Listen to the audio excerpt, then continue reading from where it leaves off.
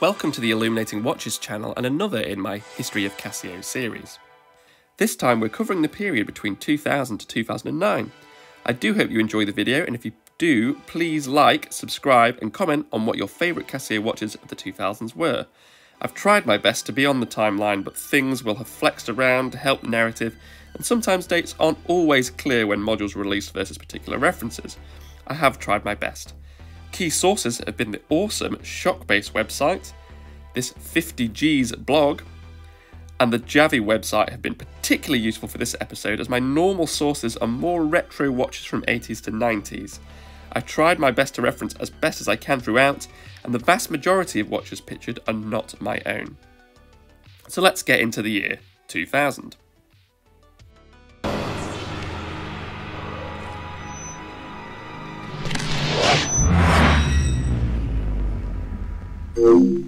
Now first, I must admit a big fat fail in that an important bit of Casio watch history was missed in my previous videos, namely the radio-controlled watch.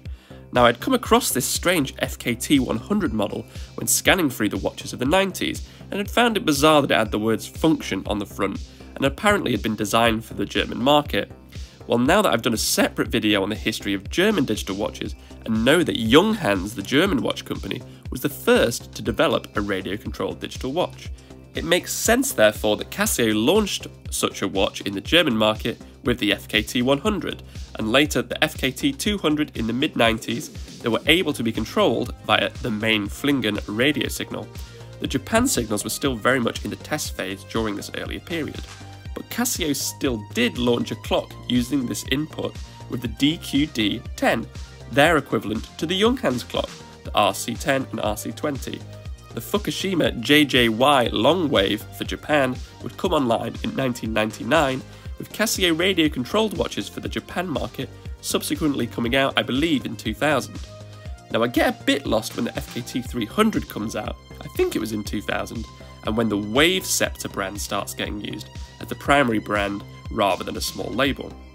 It looks to have been used in this FKT 110, which uses a module I believe came out in 2000, whereas I think prior models just said radio controlled. But by far the coolest watch using this function in 2000 was the G-SHOCK Antman, so named because of the Ant NI used to receive the radio signals, which I believe IDs this big lump on the side. This was not yet receiving radio signals from the other radio controlled towers and was only used in Japan, so it was a bit useless outside of there.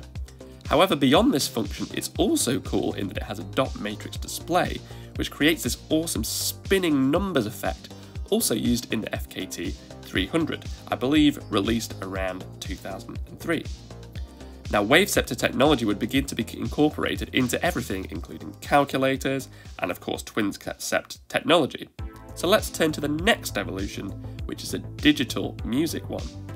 Now, music distributed outside the confines of a cassette, CD or vinyl goes back a long way, apparently as far back as 1979, with Kane Kramer and James Campbell patenting technology that was backed by Paul McCartney no less, who we'll actually come back to later, to distribute songs through a phone via a central server. Now, the Moving Picture Experts group developed the MPEG-1 Audio Layer 3, or MP3, in 1992. Which was based on the idea that you could remove things that weren't perceptible to the human ear with an algorithm, which would result in music that sounded CD quality, but was a fraction of the storage space. Now, purely online, these files were made aware through the Internet Underground Music Archive and mp3.com. Now, physical MP3 players came into being either with the Listen Up MP3 from 1997, or the Saihan systems, a spin-off of Samsung MP-Man, as well as Diamond Rio's PMP300 in 1998, who laid the path for the availability of MP3s with their win in a court case versus the Recording History of America.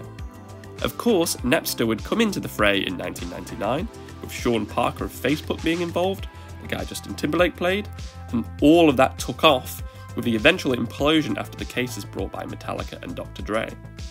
Now, it was around this time, which was before the innovation of the iPod with its click wheel, Casio developed the world's first MP3 player in a watch with the WMP-1 with 32 megabytes of storage capacity. This was a pretty large bit of kit, and not the most practical, but retains Casio's heritage of being innovators in implementing new technological innovations within the wristwatch. Another technology that's been on an ongoing development path over the time at Casio was the digital camera.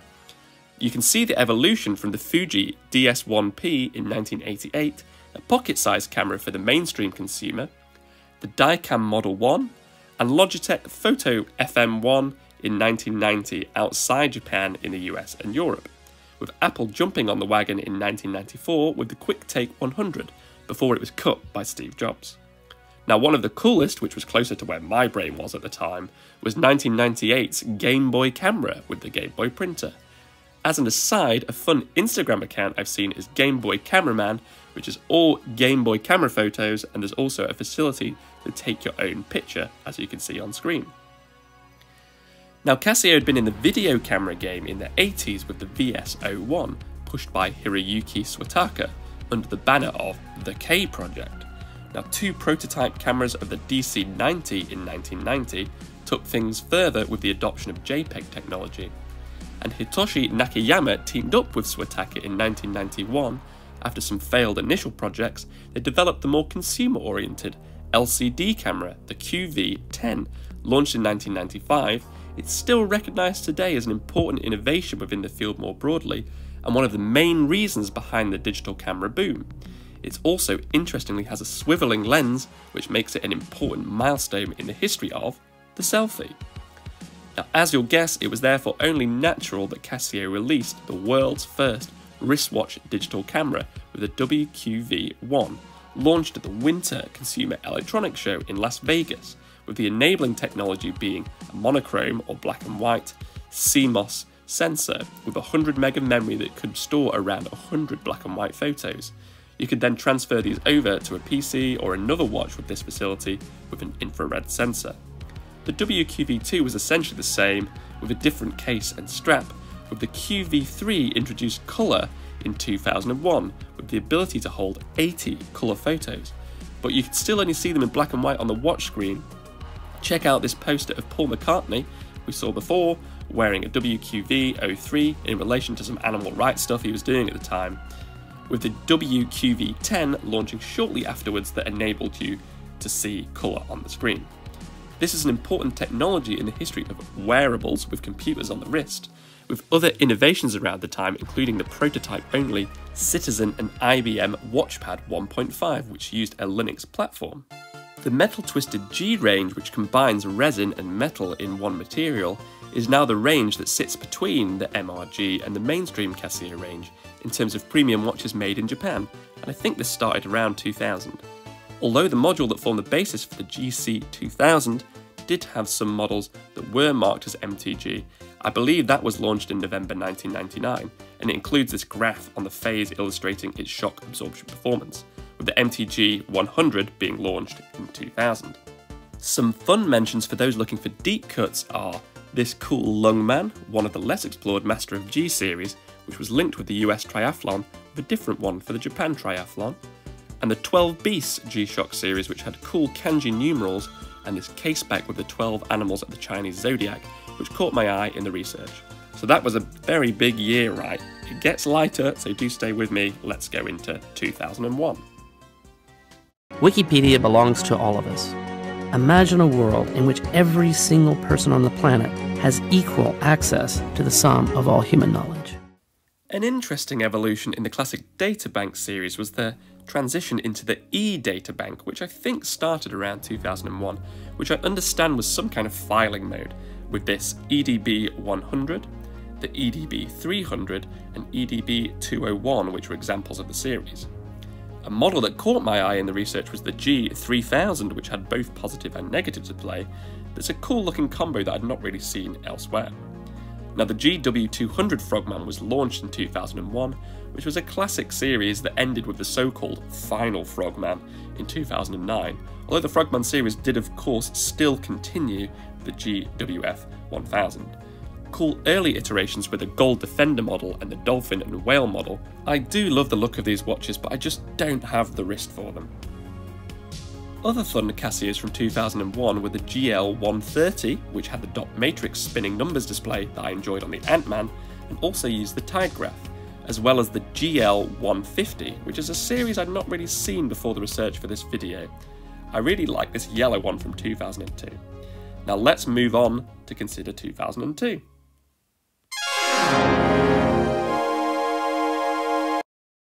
Two 2002 saw the introduction of tough solar to the G-SHOCK Square, which really made it a force to be reckoned with, and I believe that this is the year that Casio began to play around with camouflage watches with the DW5600 Python series. Funkier deployments of this mixed colour moulding technique can be seen in examples like 2007's jamming colour 5500s. A very interesting find in my research was the so-called neon illuminator, as distinct from illuminator and super illuminator, which was used on some MTG models with multicoloured neon colouring. This MTG 520 is an example of its use. 2002, I believe, also sees the launch of the Casio Oceanus range, I could be wrong, with the OC100, another brand alongside the Edifice, Lineage and Beside series that's largely known only to Casio diehards. The idea of the brand is to combine some of the advanced technologies, such as things like WaveSept, that it would do later on the OCW and the women's equivalent, the Lilana range in 2005, with a more sophisticated look. Now, honourable mentions for 2002 are the W96, a reminder that Casio can still make some more straight-ahead classic digital watches, so let's see what 2003 holds in store.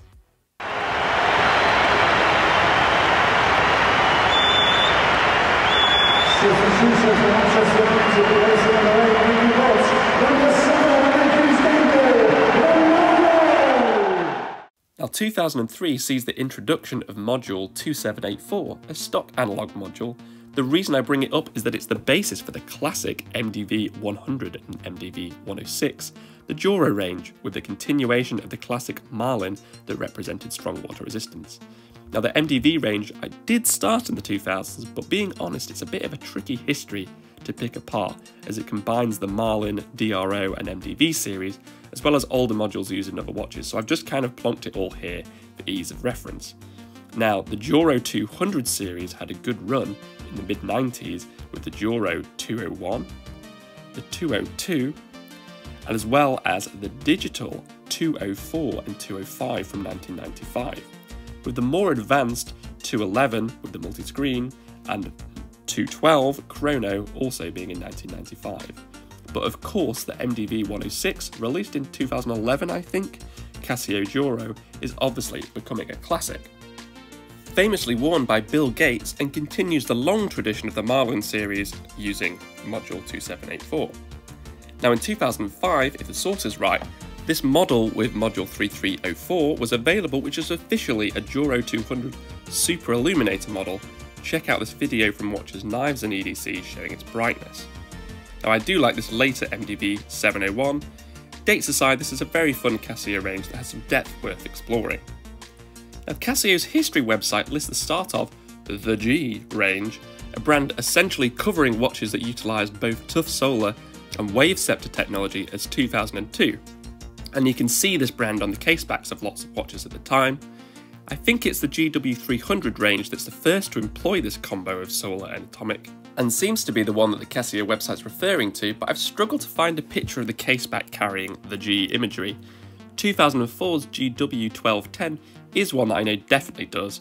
I saw a forum post on Watch You Seek describing this one as the most vague G-SHOCK brand ever, used rather arbitrarily, and I don't think it's one that's made too much of a dent in consciousness, but if you see it on some older models, now you know why.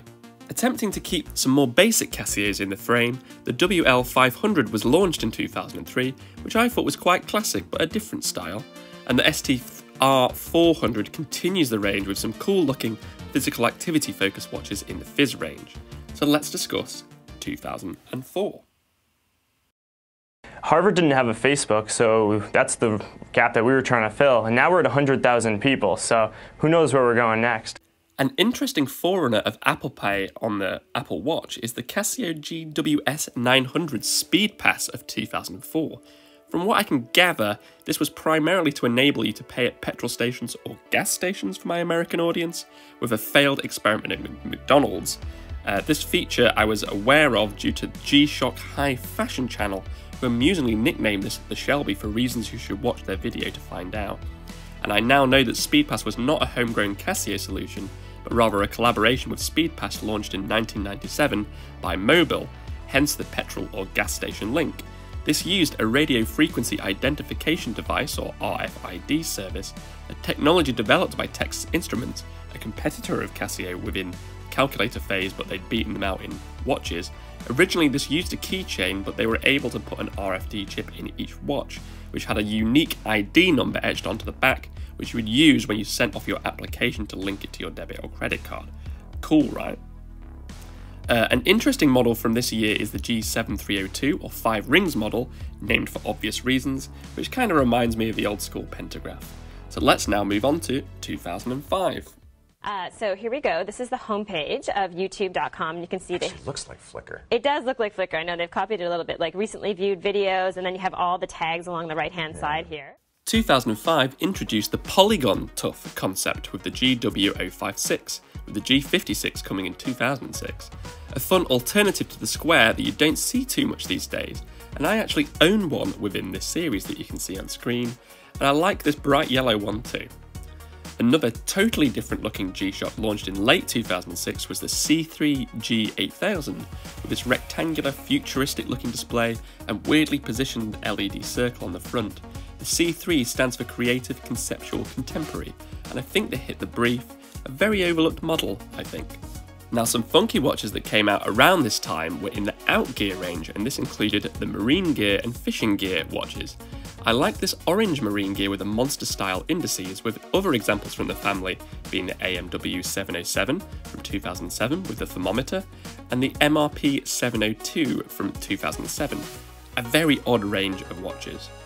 Another slightly gimmicky technology which largely seemed to find its home within the edifice racing focused watches, like this 2006 EFA 120L, was the active dial technology, which you can see on the left, essentially a full-face LCD combined with an analog and a jump on from the good old twin-step technology.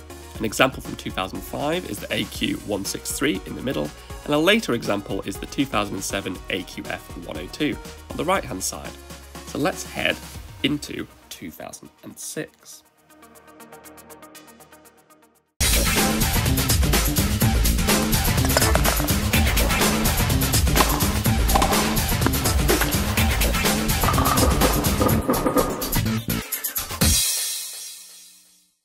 In 2006 was when the World Cup was in Germany and Casio went in on all sorts of different models, including our aforementioned active dials with the WEF115WC and the DW6900WCJ, as well as the DW5600. Interestingly, they did a weird G-Shock square with a referee timer, as well as a more standard referee timer. They really love those things. Now, 2006 was an exciting year for the Mudman series with a proper revamp with the G9000.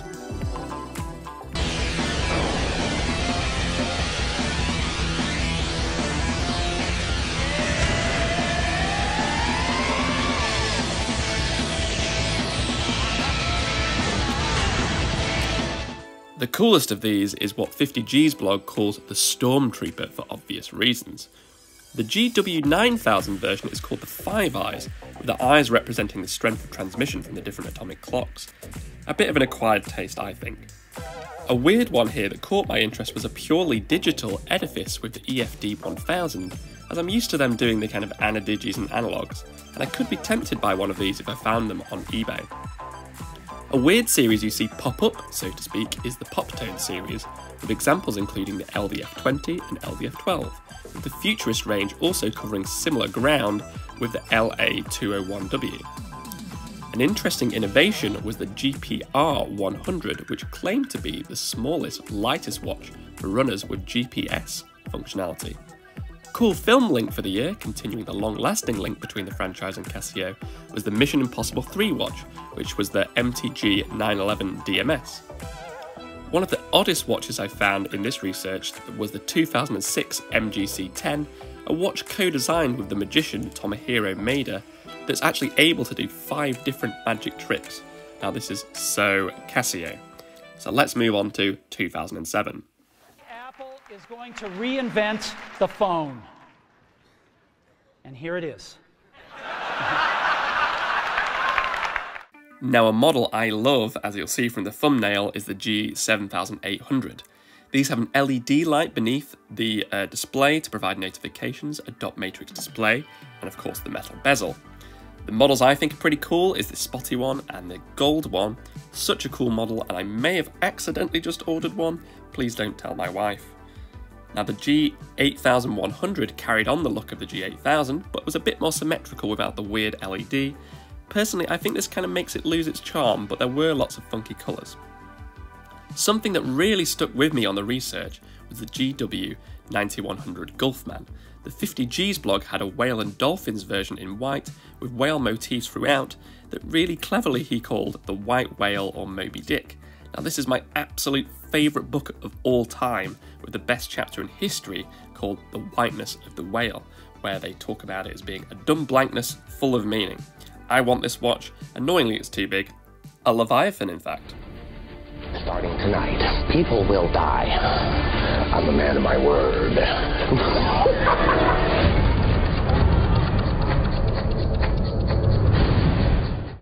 2008 finally adds China to the multiband range, arriving at multiband 6, with the GW9200 multiband 6 Riseman being the world's first to deploy this, with some cool colours over the years, and other models would follow, such as this really nice GW9010 Mudman.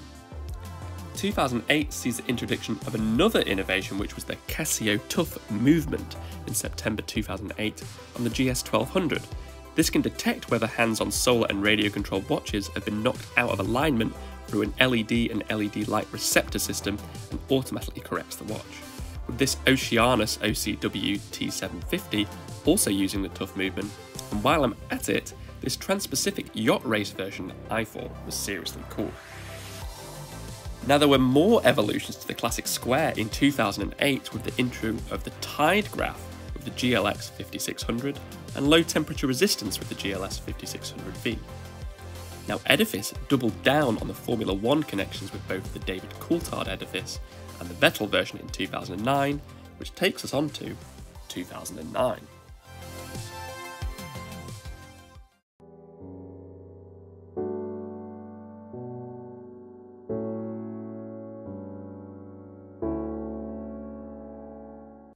A fun line of aviation-focused watches known as the Gravity Defier series starts in 2009 with the G1100B, the GW2500 and G1500 Gravity Defier models, a precursor to the later Gravity Master. Now, 2009 saw the introduction of multiband 6 to the G-SHOCKS square with the GW5000, which takes us to pretty much a bulletproof square. And to finish things off, here is a 2009 classic-looking Casio with the F201 with 10-year battery, not losing track of the market of these more straight-ahead digitals as we enter into the 2010s. And that takes us to the end of this episode of the history of Casio on the Illuminating Watches channel. I do hope you've enjoyed the video, and if you did so, please do consider liking and subscribing. I'd love to hear in the comments on any cool 2000 Casios I didn't include, and I know there were so many. I've already got a new list of ones I want to buy. You can also watch the prior episodes of this series covering the 70s, 80s and 90s, as well as an array of other mechanical and electronic watch videos. You can follow me over on Instagram at Illuminating Watches, and I hope that you have a really great rest of your day.